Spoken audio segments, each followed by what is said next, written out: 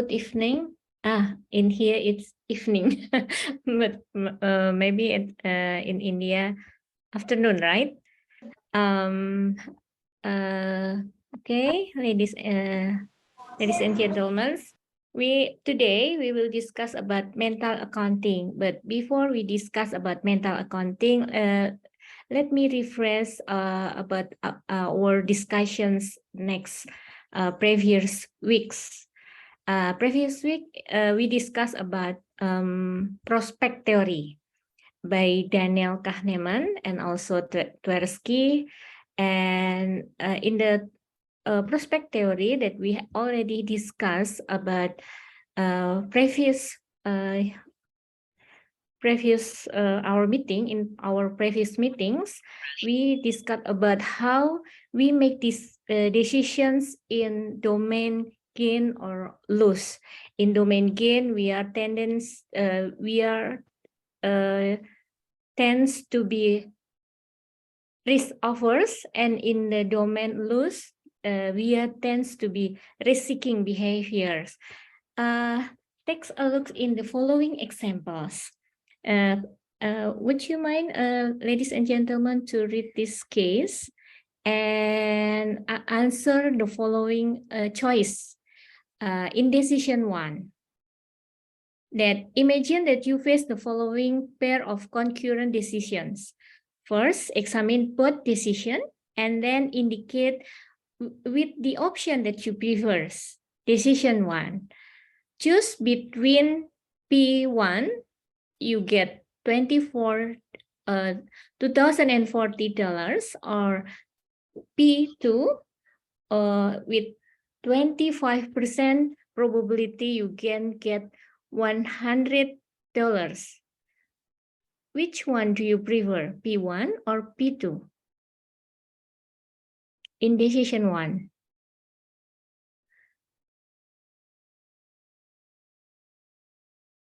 Which one do you prefer? Maybe P2. You want and how about the other ladies and gentlemen? You also agree with P2? Okay, next in the decision 2. Choose between P3, you will lose to $750, and P4, you has probabilities 75% you will lose $100. Which one do you both prefer? P3 and P4 are same only. Okay, between P3 and P4 is same only.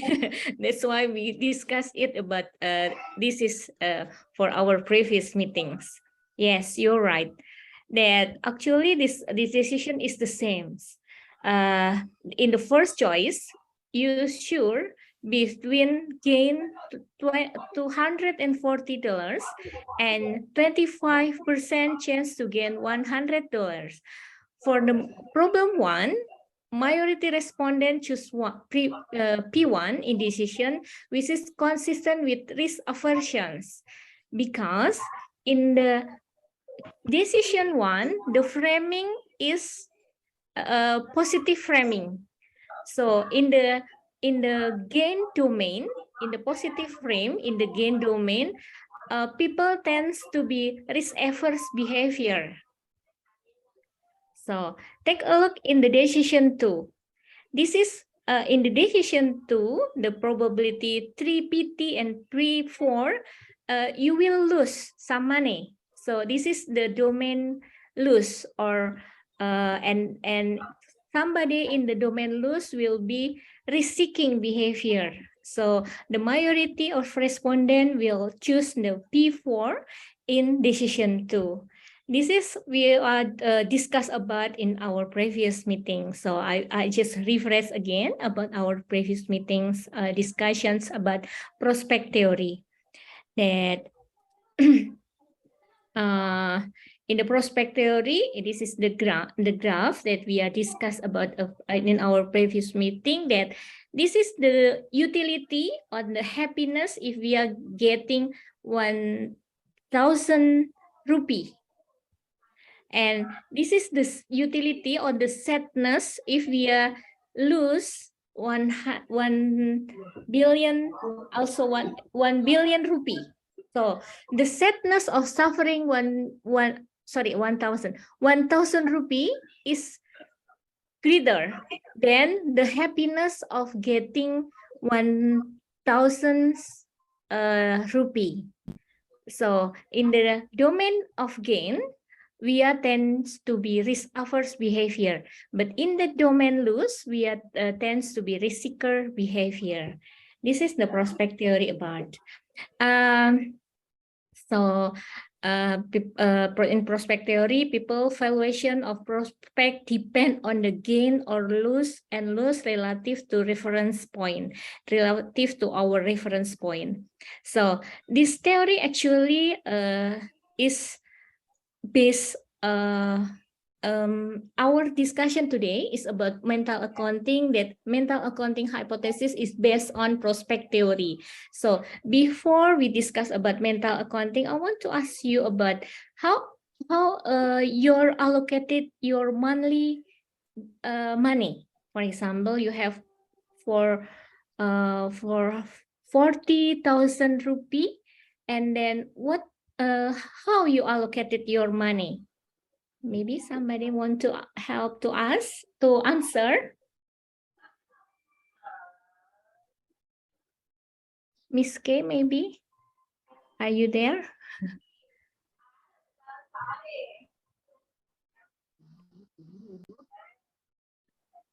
Yes.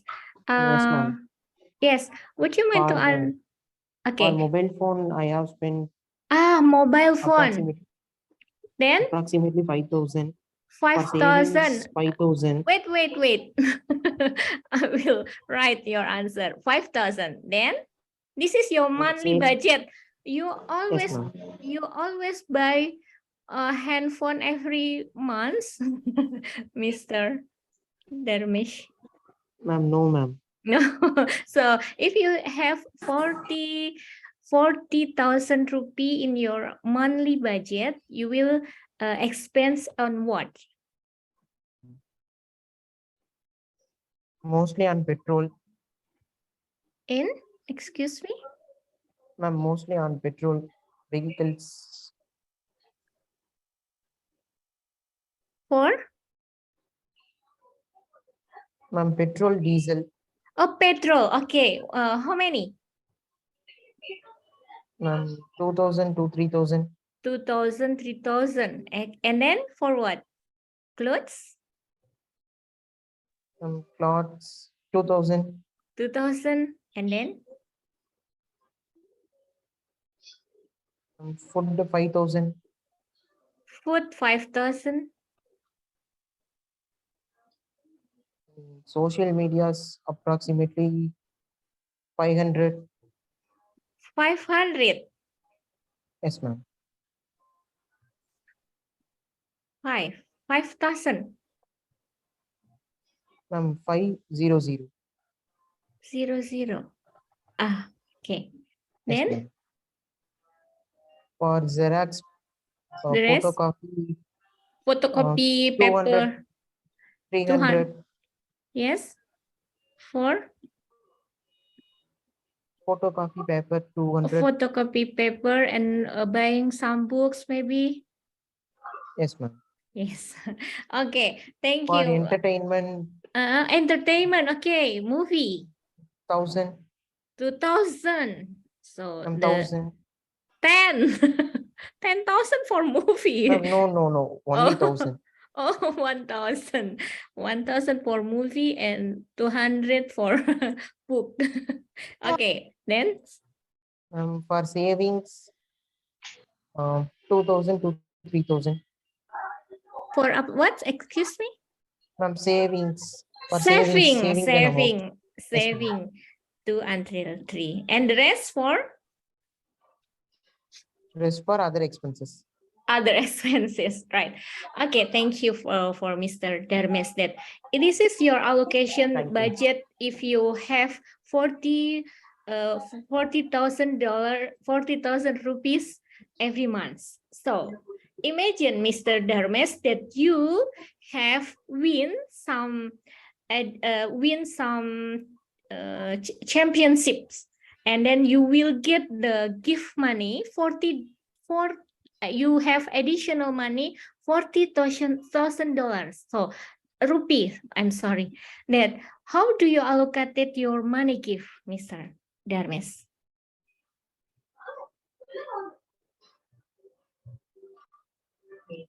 I spend it with my friends for going out for dinner.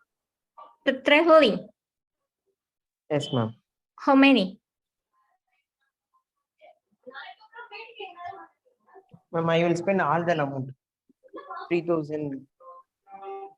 3,000. And then after traveling, buying some handphone, maybe. Yes, ma'am. Buy any gifts. Gift, yeah. Phone, laptop, maybe, right? Yes, ma'am. Yes. Thank you, Mr. Dharmes. This is our how our allocated our budget is the real example that we have a mental accounting effects. Because in mental accounting effects, mental accounting is series of cognitive operation used by individual to encode, create categories, and evaluate their financial activity. Previously, Mr. Dharmes used their budget monthly for their regular income 40,000 rupee for essential needs. Is it right? For fuel, Yes, for ma'am. clothes, for saving. But if, when Mr. Dharmes get money gift, he will spend in extraordinary needs, for example, extraordinary wants, for example, for traveling and entertainment, handphone, and others. So this is the example of mental accounting effect. We are allocated the money differently because we are different in the source of the money. Regular income we are spent to essential need, but the gift money we will spend to our one stuff or expenditure for our wants. This is the real example of mental accounting. So in our brain that we allocate our money into ordinary expenses, ordinary income, other income for food, entertainment, and other expenses. So because we classifies this source of income and our expenses, and we treat differently for the each accounts. So let example, I will give you some pooling. We have two problems. The problem number one, imagines that you have decided to see play where admission is $10 per ticket. As you enter the theaters, you discover that you lose $10.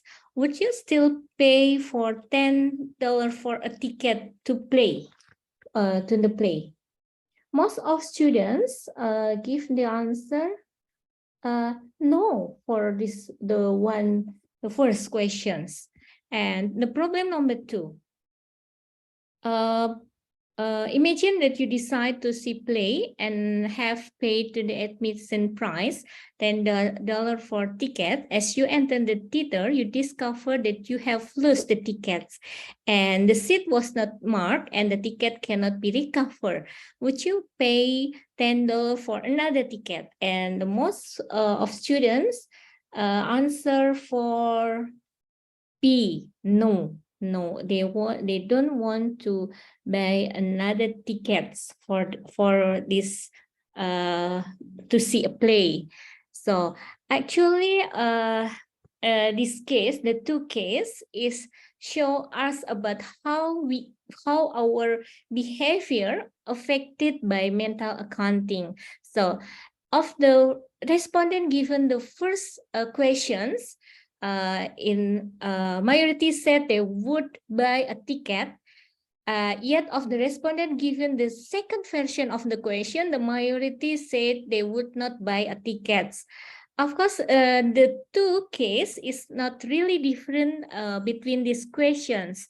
A certain amount of $10 has been irretrievable loss.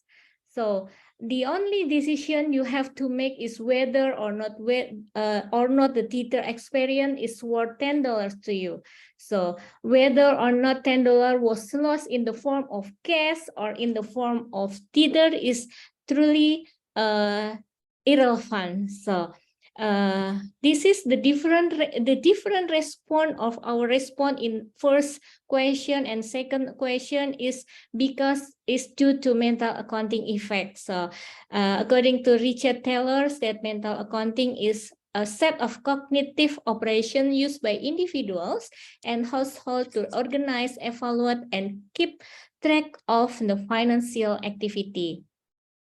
The key component of mental accounting are a gift account, assignment, closure, and evaluations. Consider what sort of account may exist. Many people nominally place their money in different account, for example, for expenditure, for food, housing, entertainment, vacations, for wealth, for checking account, saving, and income. Ordinary income, extraordinary money gift, ordinary income, etc. So it is important to note that these accounts are mentally constructed rather than actual accounts. So if we for our first example, Mr. Darmis treat differently between income for regular income and income for money gift. If because our mental are set the account in our brain, but this account are actually mental construct rather than actual accounts. For example, Mr. Dennis buy some necessity, some needs for to expense the ordinary income, but they expend for he wants in a money gift. So this is actually we treat differently from the source income. This is regular or as a gift. So this is a mental accounting effect. And traditionally, economists has assumed that funds are fungible or substitutables. But because of the account approach that created by mental accounting, this may not be so. Actually, when we have ordinary income for $40,000 and we have money give $40,000, we can aggregate this income. So we have 80,000 rupees. So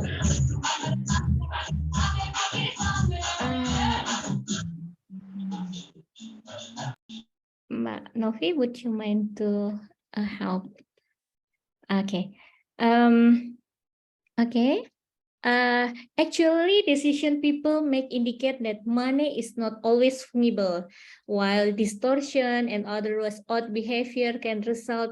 Mental accounting can have a beneficial side. Actually, mental accounting also have beneficial sides. For example, it can help people to control their expenditure, to use the rules such as this is allocation for education, for health, for entertainment, but sometimes in mental accounting more encourage people to economize and save more. This is mental accounting about. And returning to the ticket problems, when the ticket was originally purchased, so in our minds that we have account ticket purchases account. So we have ticket purchases account. So if all had gone, if our ticket have gone, the play would have attended using the original ticket. The pleasure of witnessing the play would have offset the cost of the ticket, and the ticket purchase account will have been closed. So in the problem one, the lost 10,000 bill not directly links to the ticket purchase account. So people are willing to purchase new ticket, and while not happy about losing $10, absent budget constraint, there is no reason to connect this loss to the ticket purchase decisions. This is about in problem one. On the other hand, in problem two, the price of additionally ticket is paused and to still open the ticket purchase account. So the price of the ticket now seems $20 if you lose the ticket. So in our mind that we have the cost of the ticket is $20 if we lose the ticket. So which many find the price is to be high. So this is actually in problem one and problem two is the same. We have lose $10 as cash and as a ticket, but we react differently in these two cases. This is actually that we are affected by mental accounting. What the implications? What the investment implication of this mental accounting? So because we evaluating the account and choosing and then close the accounts. Prospect theory tells us that people feel lose more severely than gain. Our set losing some money is more than when we get the money. So which imply that when there is a discretion as to when to close an account, they may choose to avoid doing so if loss will result. If gains, on the other hand, will result, they may be quite ready to close the account. An example of this context is, for example, if we have the stock portfolio. Consider a stock investor has witnessed a drop in stock price. As long as he holds, he can view that the drop of the price of stock as paper loss. So such a frame means that the account remains open, and selling the stock, which can actually feasible from the tax perspective, necessity closing the account, especially because a loss aversion is painful experience. So sometimes when our stock price is getting low, and then we still hold this stock because we are loss aversion behavior and the painful if we sell the stock, we experience the painful. So on the other hand, selling a winning stock allow one to close the account in gain territory and enjoy associated gain. So this is the investment implications of the mental accounting effect. And then,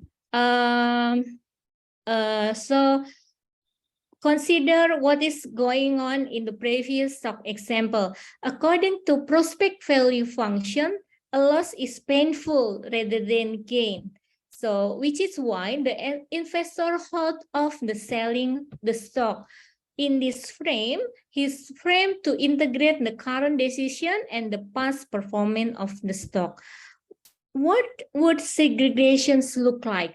Segregation would imply separating the past from decision to be made now. So the type of investor who looks at the stock and notice that it has dropped, realize that this event is history, and reset his new reference point to current stock price and segregating this experience.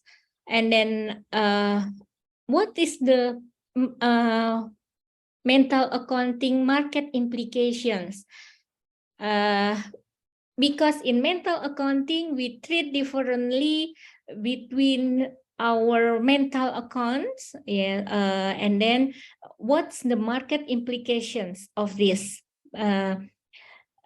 Before we discuss about marketing implications of the mental accounting, I will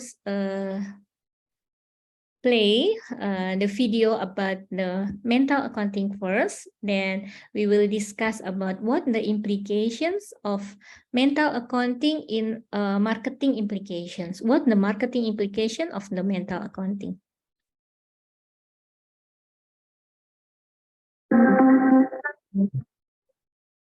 Mental accounting is the tendency to treat money differently depending on where it comes from or what it's used for. A prime example of this is having a money jar to save for something special while carrying a substantial credit card debt. It makes no financial sense to have a savings jar earning little or no interest, while credit card debt accrues annually. People also tend to spend a bonus or gift more freely than they spend their normal paycheck. But there's no reason why money should be treated any differently because of where it comes from.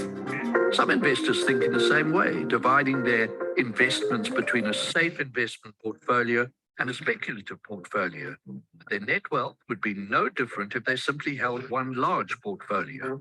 Regardless of where it comes from or what it's for, money's money, simple as that.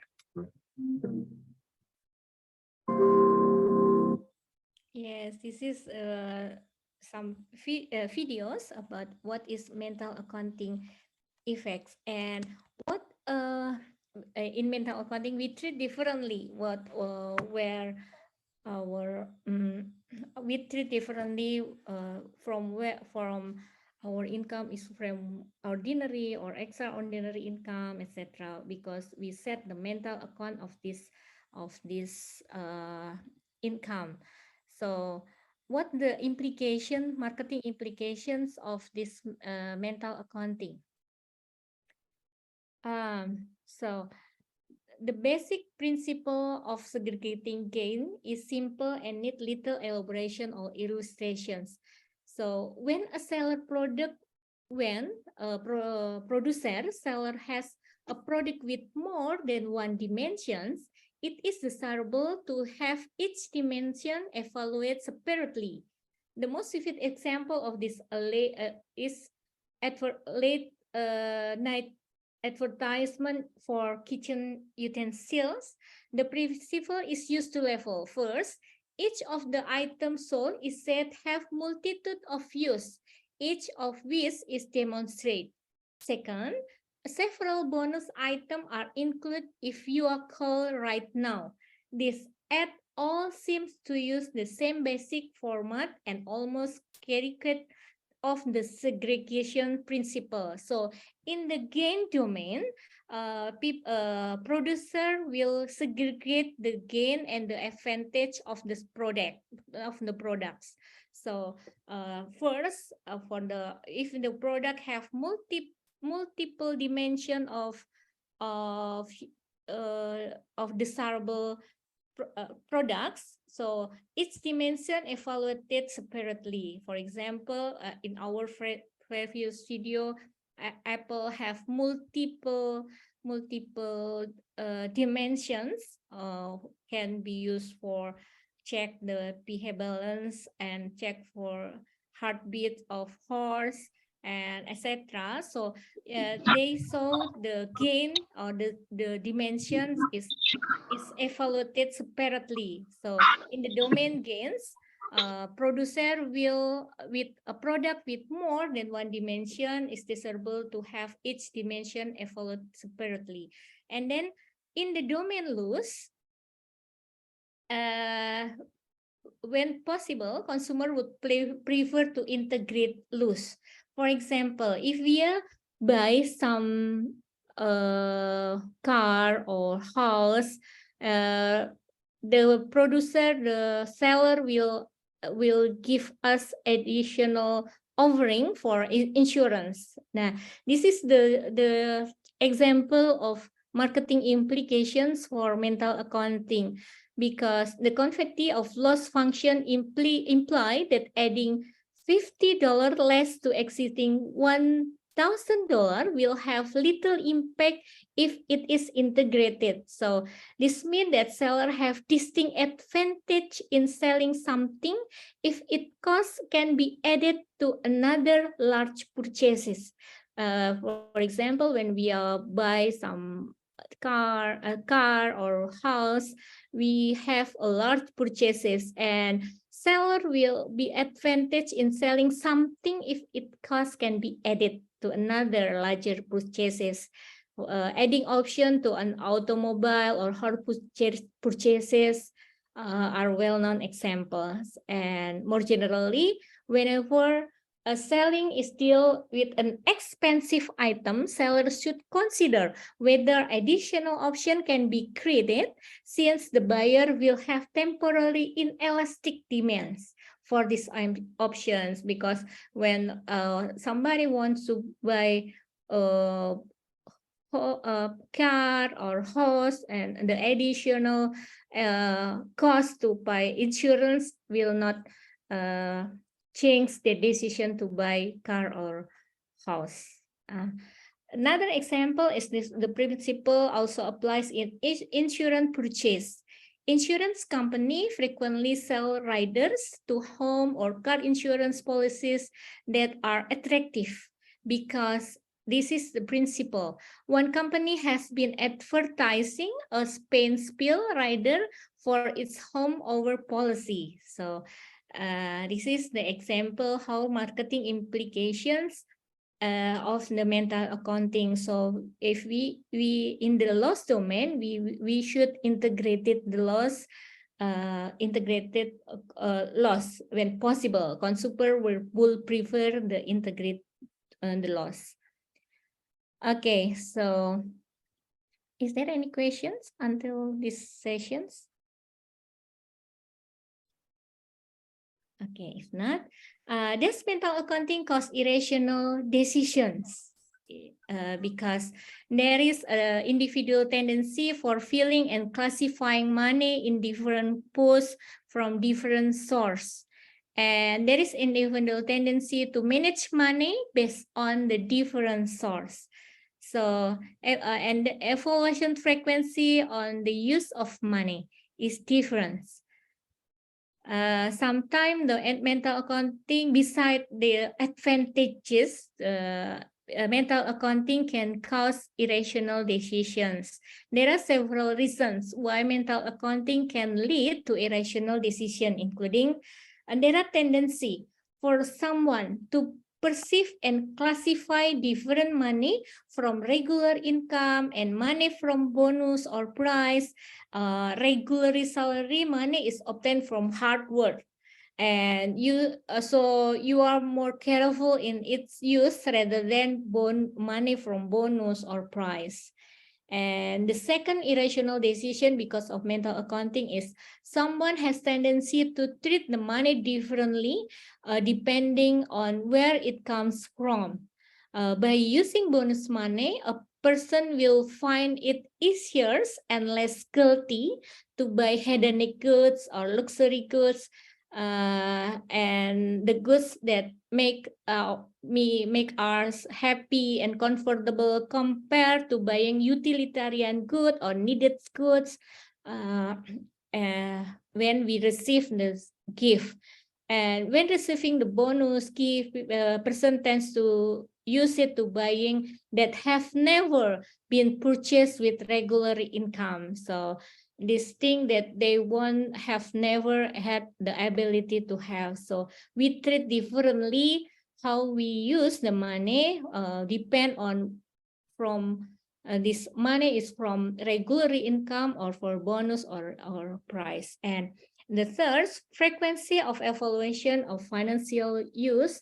Routine expenses for money salary will be evaluated every month, so it is more controlled than bonus that we receive once a year or non-routine period. So we treat differently because between routine income and non-routine incomes. Yes, is there any questions? Okay. So I think the marketing implications of the mental accounting effect can be seen in the following video in advertisings.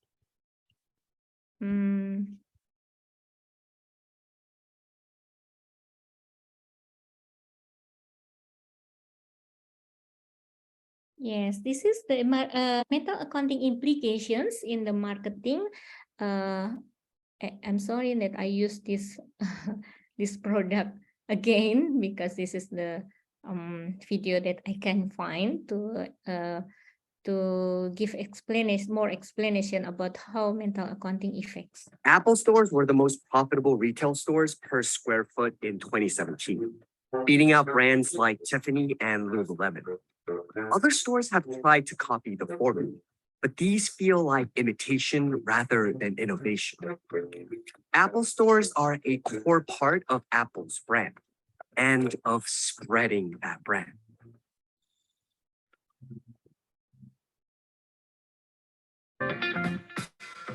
Our stores are also the best place to go discover, explore, and experience our new products. An Apple store is an Apple paradise, and anyone walking by can see this utopia because most Apple stores have big glass walls.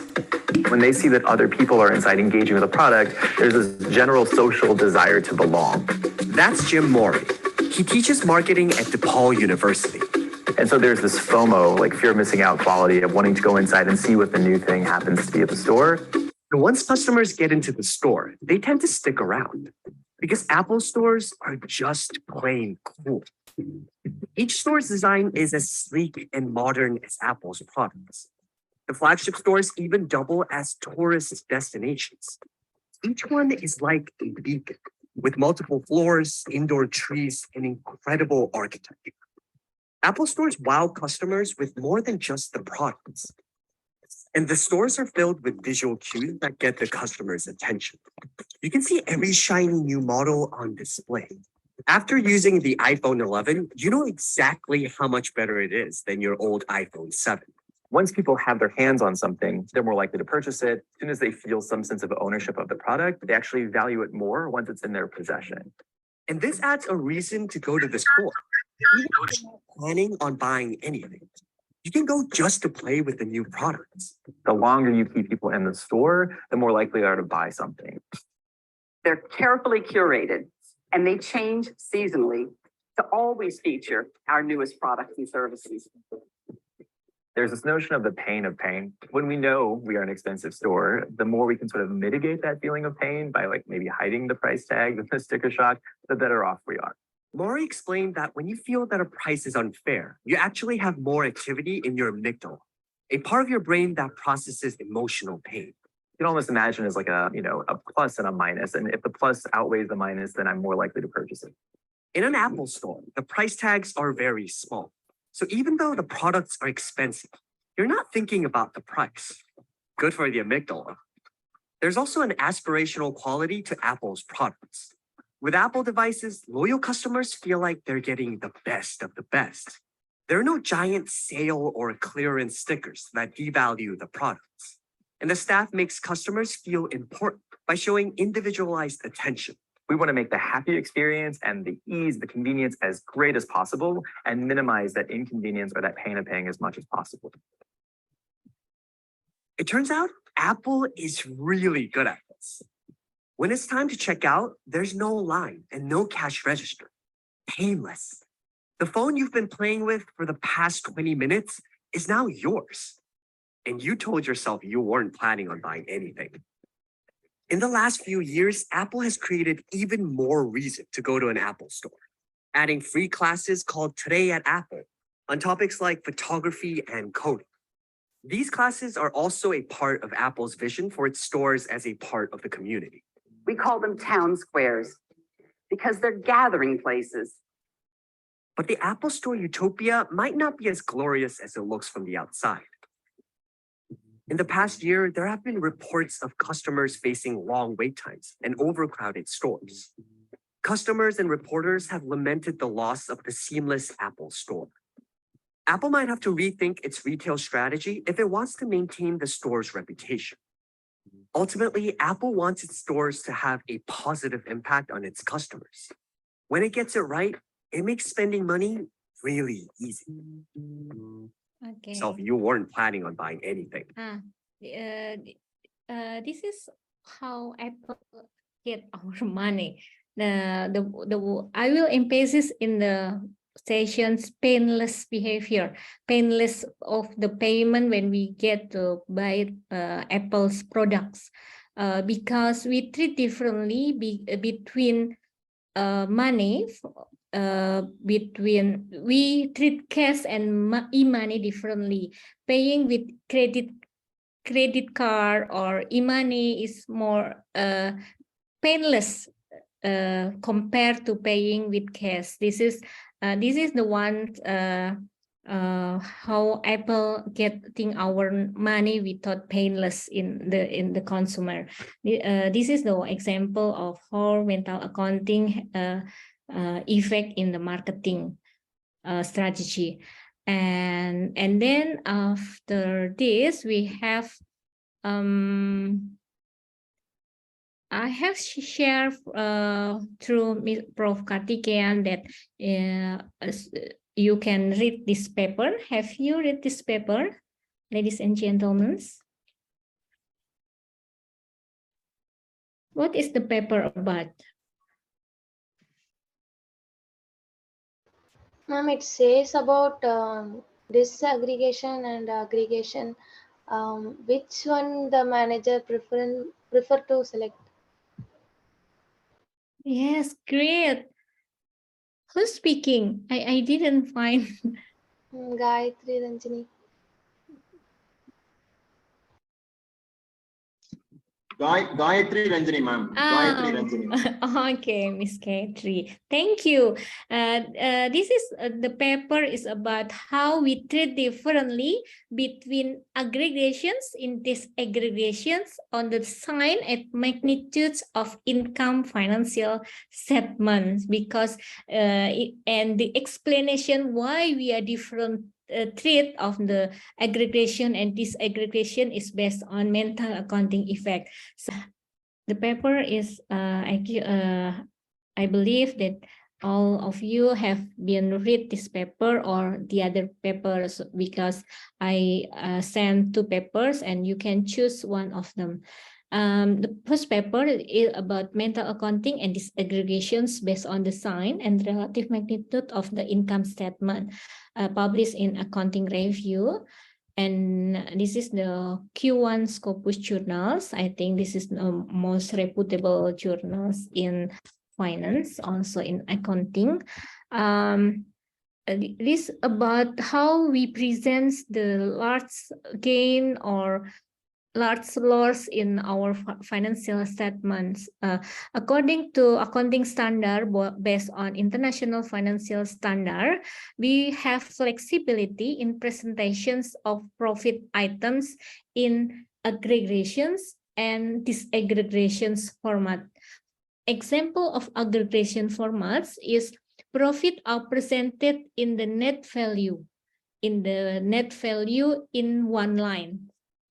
An example of disaggregations, profit are presented in gross value or in 2 lines. Let's look at this example. In the aggregations, the profit display in 1 line in the net value, and the disaggregations display in gross value.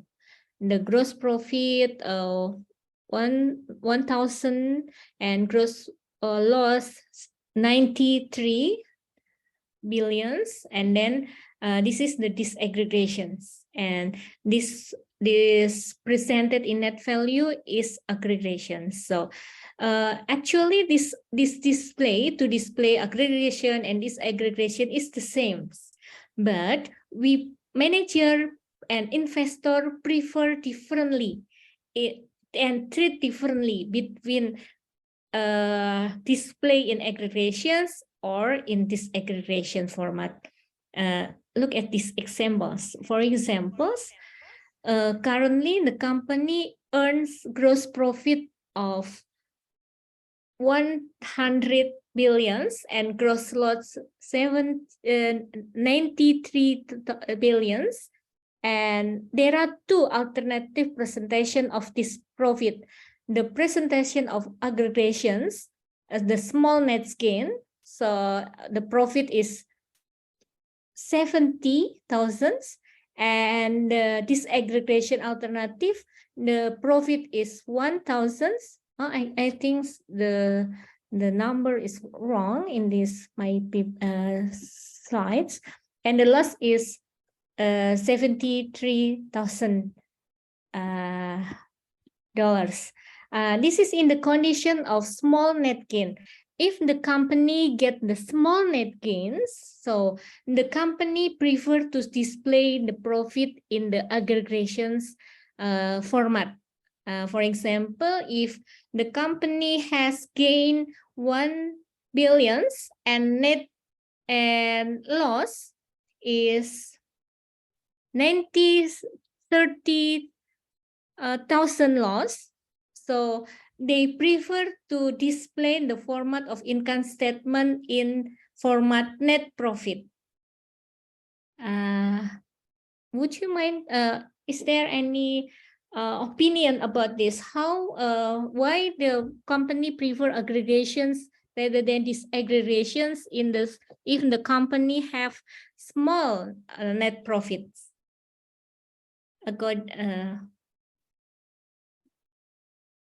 Is there who wants to share the argument why if the company get the small net gain and then they prefer aggregation based on mental accounting theory? Ma'am, because it's a positive approach. Because? It is positive approach to aggregate net profit, net gain, rather than net loss. Yes, good. Because this is very benefits for us, as a manager or CFO in company to display it in aggregations, because we don't need to put the loss in our financial statement summary. But if the company in the large net loss, so we are in the domain loss, we want to display the gain, even this is a small. In the condition of large loss, for example, the company have lost 1 billion loss and gain 70,000 gains. So in these conditions, the company will prefer to display the income statement in disaggregation format. So this is they want to be displayed.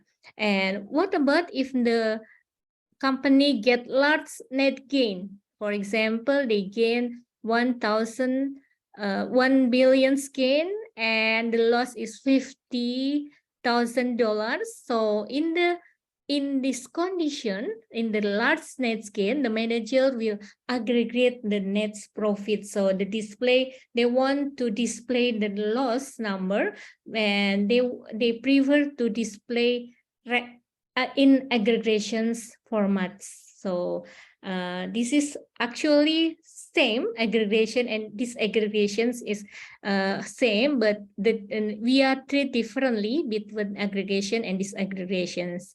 This is the paper talk about, and the result is the manager preference is presenting in income statement is in accordance with mental accounting predictions.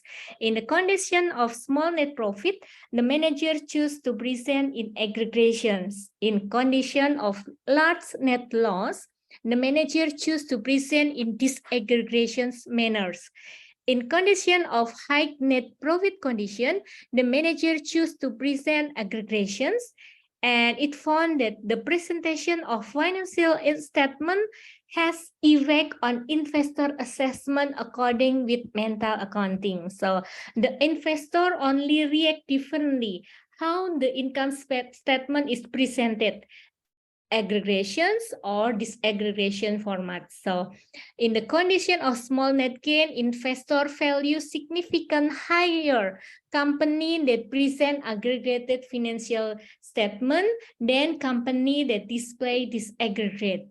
So in the condition of large net loss, investors significantly rate low disaggregate presentations and high value on aggregation presentations. So this is the paper about how mental accounting can affect the decision of managers, also the investor reactions in the formations or disclosure of financial statement. And this is the paper about, and we have the second paper. Who wants to be present about what about the second papers? Anyone? The second paper is about how marketing implications about how mental accounting. Sorry.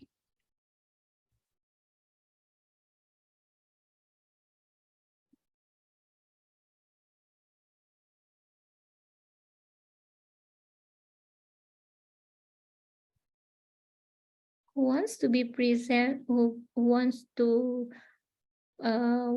present the second papers about mental accounting and customer choice? What's the paper talking about? This paper, right? Have you read this paper?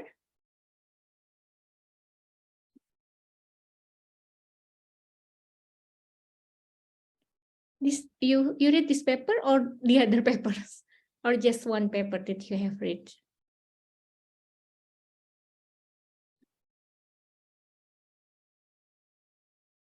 Yes, actually, this paper is is my voice is clearly in your side? Ma'am, yes, ma'am. Yes, ma'am. Okay, yeah. Okay, the second paper is about mental accounting and customer choice. This paper is discuss about how mental accounting affect the consumer decisions about to buy or sell stuff, and then how the producer should aware of the mental accounting, and they develop strategy in selling the goods according to mental accounting effect. So there are marketing implications for the mental accounting effect, and then I think this is a good paper for you as a Master of Business Administration students. As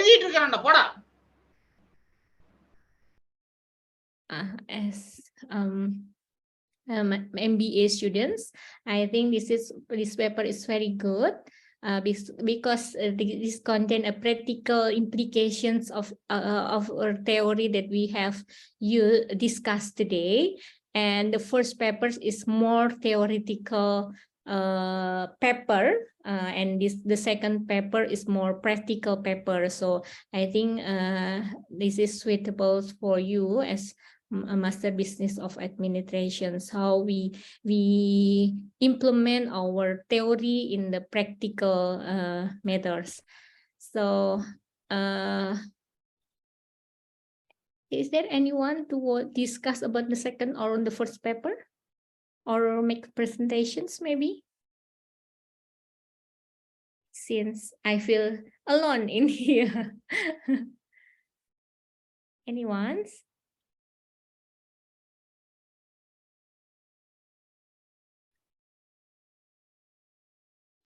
Shall I discuss about the first paper, ma'am? Yes, Miss Kai. Would you mind to present about the research, the second on the first or the second papers? Ma'am, can I tell it orally, ma'am? Excuse me? Can I tell it orally, ma'am, or I need to present it? Yes, Presentation, you can present with PowerPoint or orally. It's okay. Okay, ma'am. You as co-host now, you can share your screen if you want, or you can orally present the paper. Which one do you want to present, Miss K? Ma'am, I will present orally, ma'am. Okay. Okay, ma'am. So the paper mental accounting and disaggregation based on the sign and relative magnitude of income statement items uh, talks about the Gayatri, relationship between. Yes, Gayatri sir. Ranjani, do you require PPT? Sir, no PP need, sir. இல்ல PPT ல present பண்றா உங்களை co-host பண்ணிக்கிறாங்க. If you want, you can make a presentation. If you are already prepared with the slide, you can share the screen and present because he already make you as a co-host. Sir, PPT ready, sir. Okay, no issue. You can carry on. Okay, sir. Okay, sir. So this paper discusses about the relationship between the aggregation-based accounting and disaggregation-based accounting.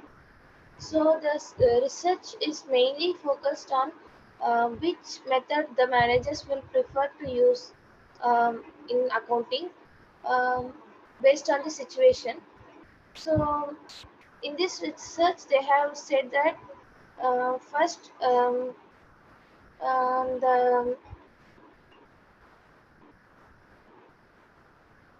first the managers will consider the utility as the constraint to select disaggregation or aggregation, and second they will select their level of pressure the company may focus or makes them to do the accounting, and third it depends upon the investors. So by this managers use managers think whether they need to use aggregate or disaggregation method, and with the help of prospect theory value function, the research has been done, and it is very easy to understand also. In the graph we can see that if the gain has been increased, or um, if we can say that if the method of aggregation is followed, a positive vibration of showing a net gain has been shown, and if we use the method of disaggregation, uh, there is a negative sign or negative impression of showing losses.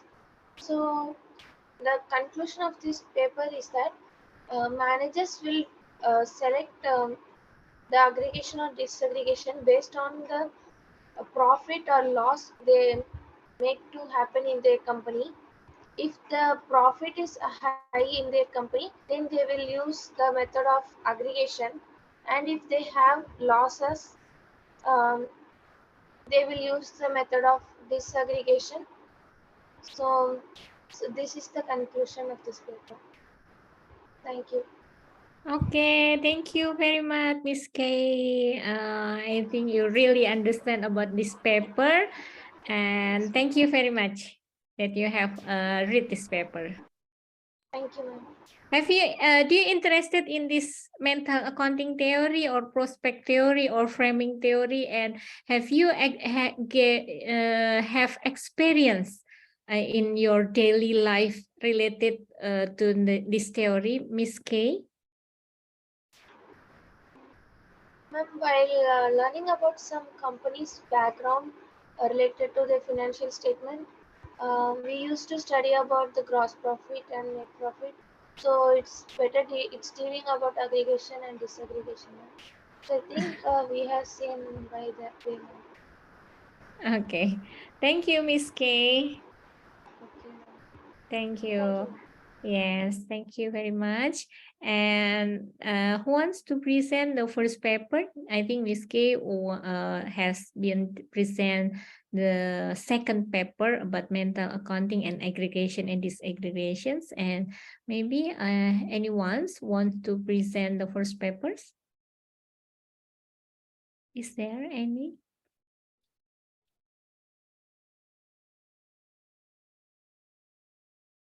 Okay, if not, I think we go to the last slide of our material today about how we can actually mental accounting have beneficial or disadvantage side, but the beneficial of mental accounting is we can allocate our money according to our mental account. So but the disadvantage of mental accounting is sometimes we make irrational decision in investment, also in marketing. So how can we how to avoid the mental accounting effect? The first one is do aggregations and remove the classifying of money source, and all money is the same. So do aggregations,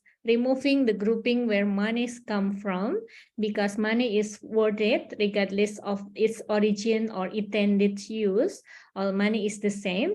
So we can reduce irrational spending on bonus money or price. So we can more get the rational decision making if we consider there is a bias in our decision making because of mental accounting effect or prospect theory, or also the framing effect. So if we consider that our decision can bias, so we more careful when we make a decisions.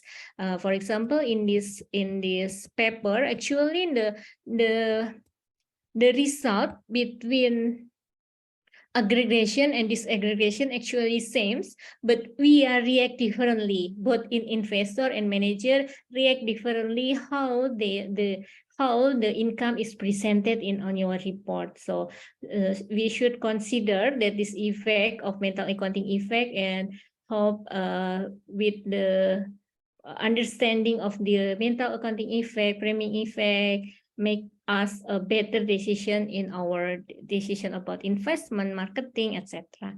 So I think this is enough from me, Prof. Is it okay to, because this is still 9 to 5? Yes, it is fine, ma'am. We can conclude the session. If any final note, if you want to share, you can share. We will conclude, ma'am.